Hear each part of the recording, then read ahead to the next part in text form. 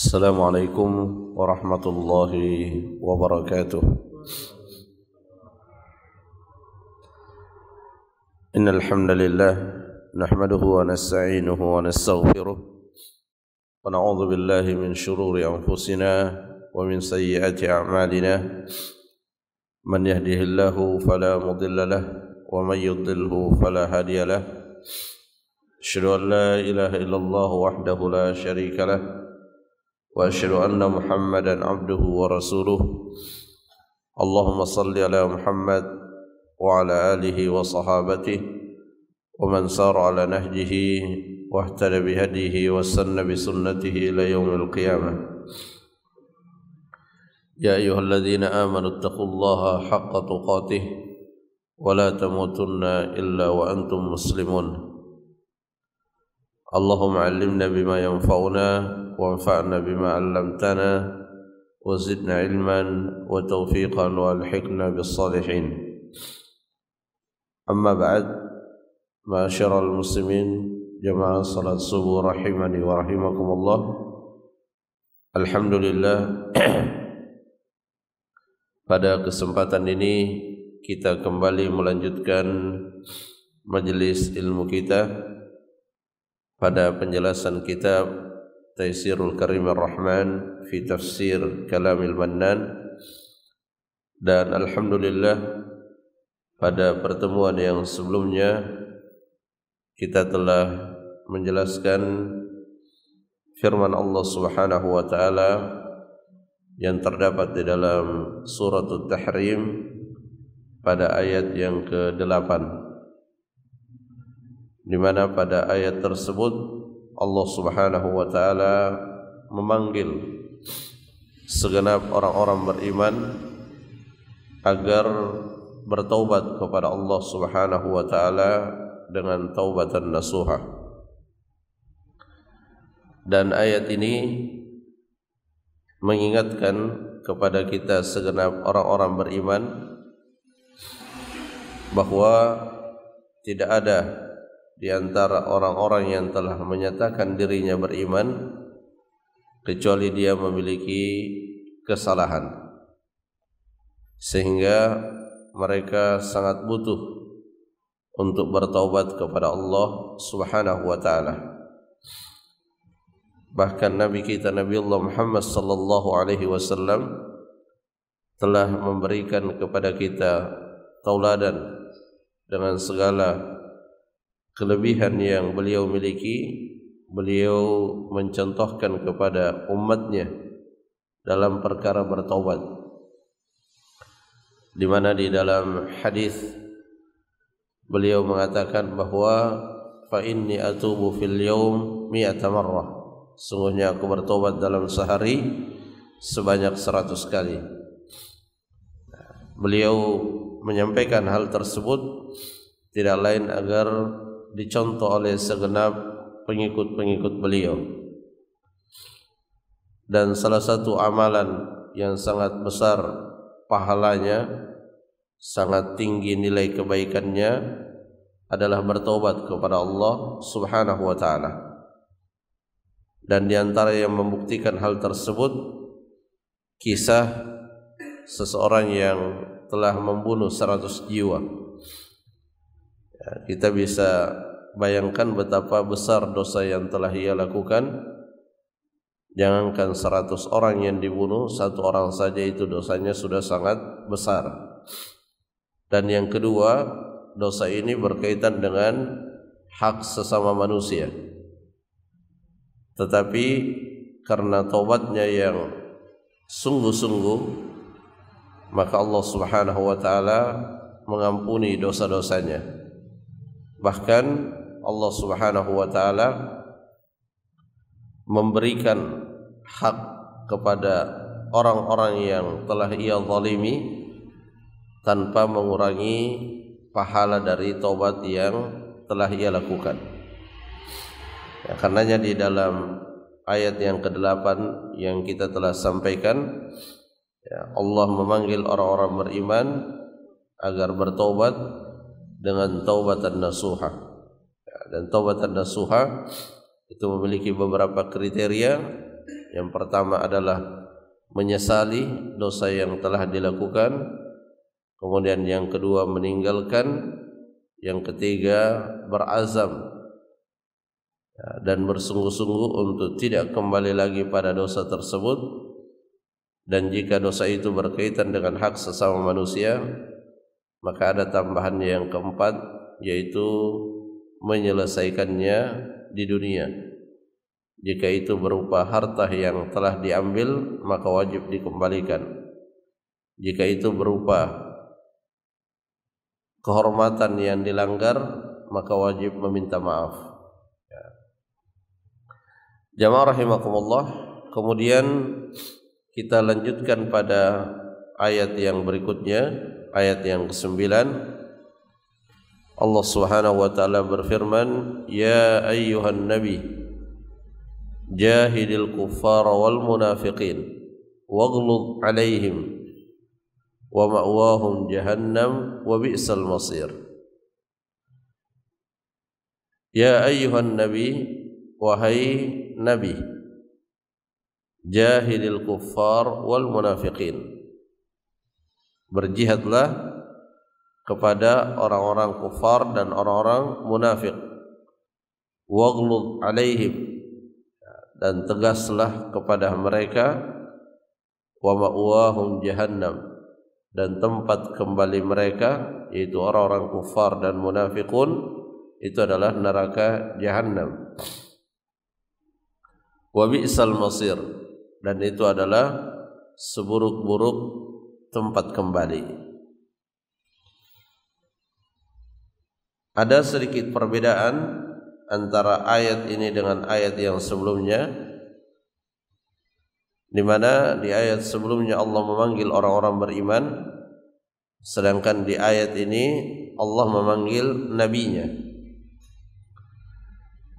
Dan pada pembahasan ilmu Al-Quran atau ulumul Quran, di sana telah dijelaskan bahwa suatu perintah yang ditujukan kepada Nabi, maka secara otomatis juga ditujukan kepada segenap umatnya, kecuali jika ada dalil yang khusus yang menunjukkan bahwa perintah itu berlaku secara khusus hanya kepada Nabi Muhammad sallallahu alaihi wasallam.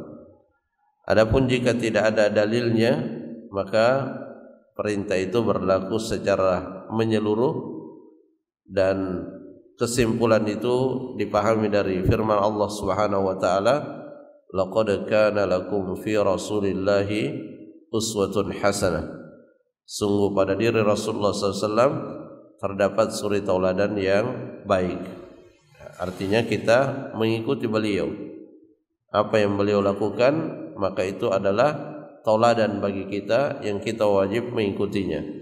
Kecuali pada perkara-perkara tertentu di mana Nabi sallallahu alaihi wasallam memberlakukan hal tersebut secara khusus kepada Nabi Muhammad sallallahu alaihi wasallam. Nah, pada ayat ini Allah Subhanahu wa taala memerintahkan kepada nabi kita, kepada Nabi Allah Muhammad sallallahu alaihi wasallam, agar berjihad kepada orang-orang kufar dan kepada orang-orang munafikun. Sebenarnya orang-orang munafikun ya juga masuk di dalam kategori orang-orang kafir. Tetapi Allah Subhanahu wa taala menyebutkan secara khusus orang-orang munafik karena ada perbedaan dalam cara berjihad kepada mereka. Kalau orang-orang kafir, jihad kepada mereka itu bisa dengan penjelasan, dengan hujjah, dan juga dengan senjata. Sedangkan kepada orang-orang munafik itu hanya dengan hujjah saja. Sebagaimana yang kita dapatkan pada sejarah Nabi Muhammad sallallahu alaihi wasallam, di mana beliau tidak memerangi orang-orang munafik. Beliau membiarkan mereka hidup berdampingan dengan kaum muslimin dalam keadaan damai tanpa mereka diperangi. Berbeda dengan orang-orang kufar. Orang-orang kufar, Nabi sallallahu alaihi wasallam menawarkan kepada mereka Islam. Tetapi ketika mereka tidak menerimanya, maka pada saat itulah Nabi sallallahu alaihi wasallam memerangi mereka. Dan semua perintah dalam Al-Quran ataupun dalam hadis Nabi sallallahu alaihi wasallam yang berkaitan dengan perintah berperang, maka ini termasuk perintah yang wajib diperhatikan secara seksama. Jangan sampai salah di dalam menerapkannya. Karena suatu perintah dalam agama itu tidak asal dilaksanakan, tetapi kita wajib mengacu kepada Nabi sallallahu alaihi wasallam dan kepada para pewaris-pewarisnya dalam hal bagaimana cara melaksanakan perintah tersebut. Karena Islam ini agama yang lengkap dan sempurna. Ketika memerintahkan sesuatu, maka juga dijelaskan bagaimana melaksanakan perintah itu. Ya, dan itulah salah satu hikmah diutusnya Nabi kita Nabiullah Muhammad sallallahu alaihi wasallam. Beliau diutus untuk menjelaskan bagaimana cara kita di dalam melakukan suatu kebaikan. Ya, kita tahu salat itu kebaikan. Nabi diutus untuk mengajarkan kepada kita bagaimana cara kita salat. Dan itu prinsip yang berlaku pada semua perintah-perintah Allah Subhanahu wa taala. Ya, dalam salat Nabi mengatakan, "Shallu kama raaitumuni usalli." Salatlah kalian sebagaimana kalian melihatku salat. Ini adalah ajaran yang menjadi prinsip penting dalam kita beragama. Bahwa hal ini tidak hanya berlaku di dalam perkara salat, tetapi dalam semua perintah-perintah yang Allah perintahkan, maka kita laksanakan perintah itu sebagaimana yang dilihat pada Nabi kita Nabiullah Muhammad sallallahu alaihi wasallam. Mungkin di antara kita ada yang bertanya, bagaimana kita melihat Nabi sementara kita tidak pernah hidup bersama beliau? Maka melihat di sini tidak mesti dengan melihat secara langsung, tetapi dengan mengetahui apa yang dilakukan oleh Nabi, dan itu memungkinkan karena semua penjelasan yang telah disampaikan oleh Nabi Muhammad sallallahu alaihi wasallam itu telah direkam oleh para sahabat dan tersampaikan kepada kita melalui ilmu isnad yang bisa dipertanggungjawabkan validitas dan keilmiahannya. Nah, di dalam ayat tadi, ya ayuhan nabi jahidil kuffara wal munafiqin, Syekh Sa'di rahimahullah menjelaskan, wa hadza syamilun li jihadihim bi iqamatil hujjati alaihim wa da'watihim bil mau'izatil hasanah wa ibtali ma hum alaihi min anwa'id dhalal. Jadi berjihad kepada orang-orang kafir itu mencakup dua hal. Yang pertama itu adalah biqamatil hujjah, dengan menegakkan hujjah, menyampaikan kepada mereka penjelasan-penjelasan, berdakwah kepada mereka bil mau'izatil hasanah, dengan metode yang terbaik, dengan nasihat-nasihat yang terbaik. Wa ibtali ma hum alaihi min anwa'id dhalal, dan menunjukkan sisi batilnya setiap kesesatan yang mereka berada di atasnya. Itu bagian dari al-jihad. Jadi jihad tidak selalu dalam bentuk senjata, tetapi marhalah yang paling pertama itu adalah dengan penjelasan. Bahkan Nabi kita Nabiullah Muhammad sallallahu alaihi wasallam, dan itu diikuti oleh para khulafa ar-rasyidun, di mana ketika mereka mengutus suatu pasukan untuk menaklukkan suatu negeri, maka pasukan itu tidak dibolehkan untuk melakukan penyerangan tanpa menawarkan kepada mereka al-Islam, tanpa menjelaskan kepada mereka tentang Islam. Sehingga hal ini menegaskan bahwa agama Islam bukanlah agama yang ingin mencari kekuasaan, tetapi agama Islam adalah agama yang ingin menyebarkan Islam. Sehingga kalau ada negeri ditaklukkan dan penguasanya bersedia untuk masuk Islam, maka yang berkuasa di tempat itu dia tetap menjadi penguasa. Makanya Nabi mengatakan khiyarukum fil jahiliyah khiyarukum fil Islam idza faquhu. Manusia yang terbaik di masa jahiliyahnya ketika masuk Islam, ya dia akan tetap menjadi terbaik kalau dia mengerti urusan agamanya. Kalau dia raja sebelum masuk Islam, maka ketika masuk Islam dia juga akan tetap sebagai orang yang terpandang. Karena Islam misinya adalah bukan untuk bukan kekerasan, bukan untuk membunuh orang, bukan. Tetapi misi daripada agama ini adalah untuk menyebarkan petunjuk agar manusia terselamatkan dari kesesatan, sehingga ketika meninggal dimasukkan oleh Allah Subhanahu wa taala ke dalam surga. Adapun langkah yang kedua atau tahapan yang kedua dalam jihad itu diterapkan jika ada kelompok tertentu dari mereka yang dianggap bisa menghambat dakwah tersebut. Maka disitulah kemudian terjadi yang namanya jihad bisilah, berperang dengan senjata. Dan jihad yang diajarkan dalam Islam itu bukan jihad yang sembraut, tetapi jihad yang terpimpin, jihad yang wajib memenuhi syarat-syaratnya, sebagaimana juga dalam ibadah-ibadah yang lain. Semua ibadah itu ada syarat, yang syarat itulah yang menentukan kelayakan untuk melaksanakan ibadah tersebut. Ketika tidak memenuhi syarat, ya tidak bisa dia melaksanakan ibadah itu. Maka sama juga dengan jihad. Nah, salah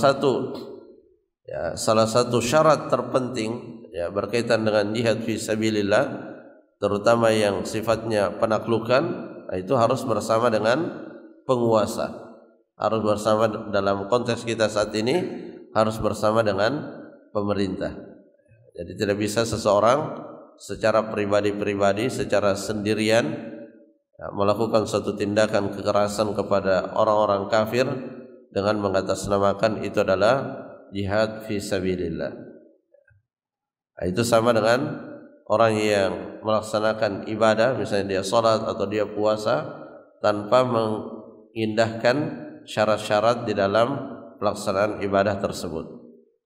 Jadi itu marhalah yang pertama yang dimaksud dengan al-jihad. Dan ini disebutkan di ayat yang lain, jihad dengan penjelasan, jihad dengan dakwah, itu disebutkan di ayat yang lain.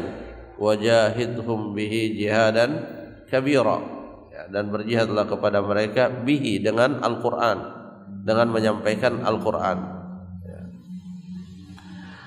Kemudian yang kedua, jihad yang kedua yaitu jihaduhum bisilahi wal qital, jihad dengan senjata. Ini tahapan yang berikutnya. Kepada siapa jenis ini diterapkan?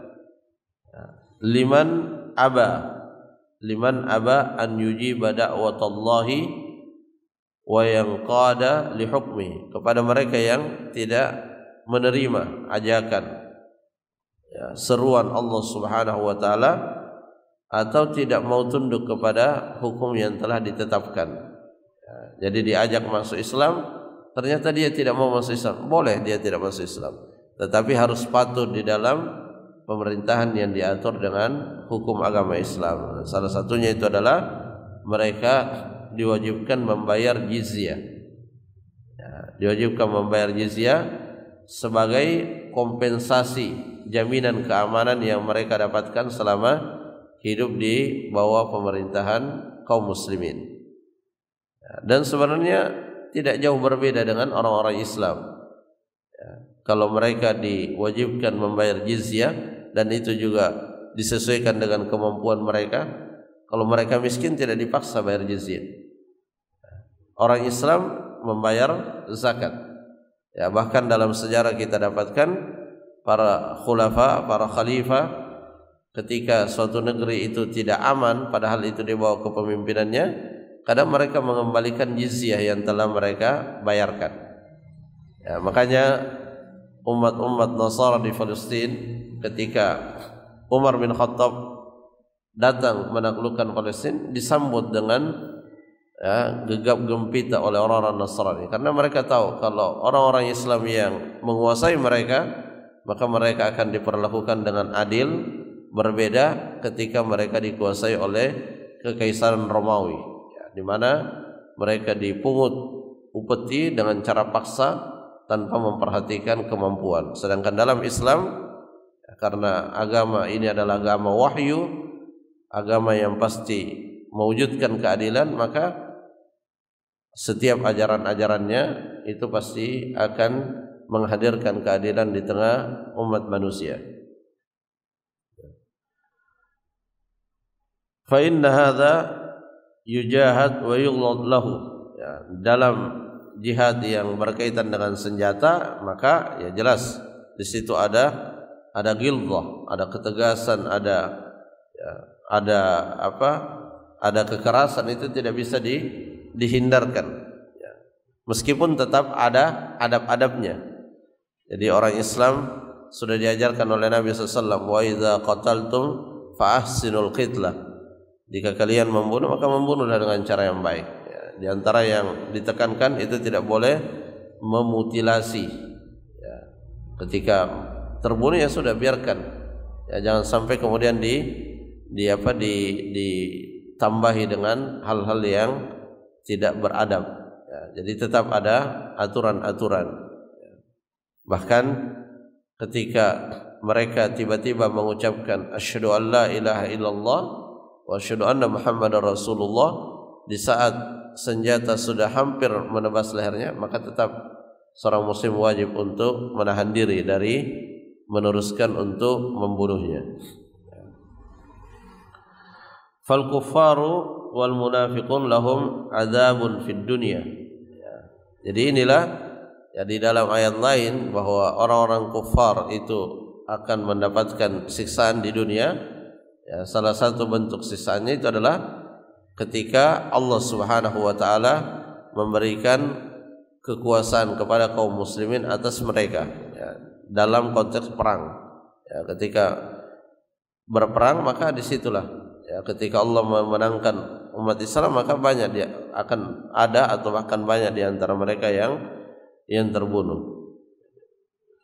Lahum adzabun fid dunya bi taslitillahi li rasulihi wa harbihi alaihim. Jadi mereka mendapatkan siksaan di dunia dan juga akan mendapatkan siksaan di akhirat. Inilah buruknya kekufuran, dan setiap manusia yang menggunakan akalnya dengan baik maka pasti akan meninggalkan kekufuran, karena kekufuran sama sekali tidak mendatangkan kebaikan. Justru kekufuran itu adalah pengundang keburukan di dunia dan di akhirat. Dan Allah Subhanahu wa taala di akhir ayat ini menyebutkan wa bi'sal masir. Ya, neraka itu adalah seburuk-buruk tempat. Ya, neraka jahanam itu adalah seburuk-buruk tempat kembali. Dan ini salah satu lafaz ayat yang sering diulang-ulang penyebutannya di dalam Al-Quran tentang buruknya yang namanya neraka jahanam. Ya, tentu hal ini diulang-ulang agar informasi ini benar-benar melekat di dalam ingatan kita, menyentuh hati kita, sehingga kita berusaha untuk menghindari semua sebab-sebab yang bisa memasukkan kita ke dalam neraka. Dan di saat yang sama kita juga memperbanyak bertobat kepada Allah Subhanahu wa taala, karena pasti ada amalan-amalan keburukan yang kita lakukan dan itu sesuatu yang tidak terhindarkan. Dan itu yang disebutkan oleh Ibnu Qayyim rahimahullah, bahwa ada pintu-pintu yang manusia tidak bisa menutup pintu itu sehingga dia pasti terjatuh dalam keburukan. Ada pintu amarah, kemudian ada pintu syahwat. Nah, itu yang kerap kali menjadikan manusia tetap melakukan keburukan. Makanya di bulan puasa sekalipun meskipun setannya dibelenggu tetapi yang namanya marah, yang namanya syahwat itu tidak dibelenggu, sehingga tetap terjadi keburukan-keburukan meskipun itu di bulan Ramadan. Hanya saja akan berkurang, akan terjadi pengurangan. Kemudian pada ayat yang berikutnya Allah Subhanahu wa taala membuat satu perumpamaan. Daraballahu mathalan lilladzina kafaru imra'ata Nuhin wa imra'ata Lut. Allah Subhanahu wa taala membuat perumpamaan untuk orang-orang kafir pada dua sosok, yaitu istrinya Nabi Nuh dan istrinya Nabi Lut. Kanata tahta abadaini min ibadina salihin. Keduanya, kedua wanita itu berada di bawah atau menjadi suami dari dua hamba kami yang saleh, yaitu Nabiullah Nuh dan Nabiullah Lut. Fakhanatahuma, tetapi kedua wanita itu mengkhianati suaminya, mengkhianati hamba yang saleh. Falam yughniya anhuma minallahi syai'a, maka keduanya, maksudnya kedua hamba yang saleh ini tidak bisa memberikan manfaat kepada kedua wanita itu, meskipun secara kedekatan itu sangat dekat, tetapi tidak bisa memberikan manfaat, tidak bisa menyelamatkannya di akhirat dari siksa api neraka.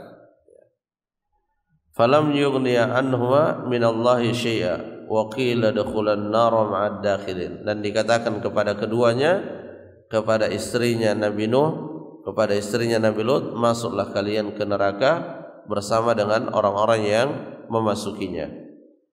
Dan ini perumpamaan yang ditujukan kepada orang-orang kafir, bahwa meskipun mereka memiliki kedekatan dengan seseorang yang beriman, bahkan termasuk orang yang sangat soleh, tapi kedekatan itu tidak akan memberikan manfaat kalau amalannya tidak sesuai dengan apa yang diperintahkan oleh Allah Subhanahu wa taala.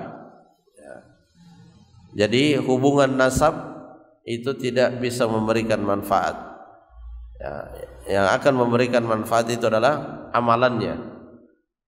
Makanya Nabi SAW menyampaikan kepada anak keturunannya bahwa Nabi tidak bisa memberikan apa-apa. Kita lihat bagaimana kegigihan Nabi kita Nabiullah Muhammad SAW agar Abu Talib bisa meluk agama Islam. Tetapi itu tidak di bawah kuasa Nabi kita. Itu murni di bawah kuasa Allah Subhanahu wa taala. Dan Allah Subhanahu wa taala Maha mengetahui siapa yang layak mendapatkan petunjuk dan siapa yang tidak layak mendapatkan petunjuk. Wa huwa a'lamu bil muhtadin. Dialah Allah Subhanahu wa taala yang Maha mengetahui siapa yang paling berhak untuk mendapatkan petunjuk. Jadi ini perumpamaan berkaitan dengan orang-orang kafir. Dan ini tentunya menjadi pelajaran bagi kita orang-orang beriman. Karena nanti ada juga di ayat berikutnya, wa daraballahu mathalan lil ladzina amanu imra'ata fir'aun. Kebalikannya. Dan Allah Subhanahu wa taala memberikan perumpamaan kepada orang-orang beriman melalui istrinya Fir'aun. Ya, di mana ya kalau yang tadi istrinya berkhianat, kalau yang ini istrinya yang soleh, suaminya yang bejat. Ya, tetapi itu tidak akan mempengaruhi selama dia istiqamah, selama dia baik amalannya, maka dia tidak akan dibebani dengan kelakuan dari orang yang dekat dengannya. Selama dia penuhi apa yang menjadi kewajiban-kewajibannya. Ya, karena di sini Syekh Sa'di rahimahullah di dalam mengawali penjelasan ayat ini beliau mengatakan hadanil mathalanil ladani darabahum Allahu lil mu'minina wal kafirin, dua perumpamaan yang Allah Subhanahu wa taala sebutkan untuk orang beriman dan orang-orang kafir, liyubayyina lahum, ya, untuk menjelaskan kepada mereka anna ittisalal kafir bil mu'min wa qurbihi minhu la yufiduhu syai'a, bahwasanya adanya hubungan antara orang kafir dengan orang beriman, baik itu secara nasab atau pertemanan atau apapun, itu sama sekali tidak memberikan manfaat sedikit pun. Yang memberikan manfaat itu adalah amalannya, keimanannya. Wa anna ittisalal mu'min bil kafir la yadurruhu syai'an. Demikian pula sebaliknya, adanya hubungan antara seorang mukmin dengan orang kafir itu tidak akan menimbulkan mudarat bagi orang mukmin selama amalannya dia bisa pertahankan di dalam koridor keimanannya.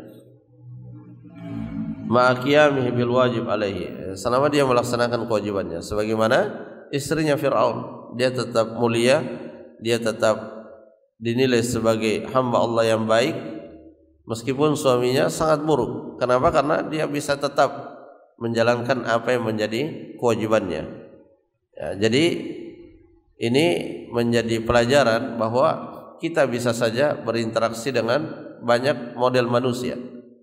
Ya, tetapi hati-hatilah jangan sampai interaksi itu membuat kita meninggalkan apa yang menjadi kewajiban-kewajiban kita, membuat kita tidak patuh terhadap aturan-aturan yang telah ditetapkan. Tetapi dalam keadaan kita berinteraksi dan kita mampu untuk tetap menjaga diri kita, maka insyaallah itu tidak akan memberikan mudarat pada kebaikan yang ada pada diri kita. Dan ini mengingatkan betapa pentingnya bagi kita untuk selalu meminta kepada Allah Subhanahu wa taala agar kita diteguhkan di atas kebaikan. Ya, karena hati ini sangat lemah. Dan jangan pernah seseorang mengatakan kepada dirinya bahwa hati saya kuat sehingga saya akan berinteraksi dengan siapapun. Ya, kita tetap wajib untuk menjaga diri kita. Tetapi kalau ditakdirkan harus demikian, maka banyak-banyaklah meminta kepada Allah keistiqomahan sehingga apapun yang terjadi di sekitar kita itu tidak menimbulkan mudarat pada agama kita. Jamaah rahimakumullah, itu beberapa yang bisa kita jelaskan. Semoga bermanfaat. Wallahu ta'ala a'lam bissawab. Subhanakallahumma rabbana wa bihamdik, asyhadu an la ilaha illa anta, astaghfiruka wa atubu ilaik. Assalamualaikum warahmatullahi wabarakatuh.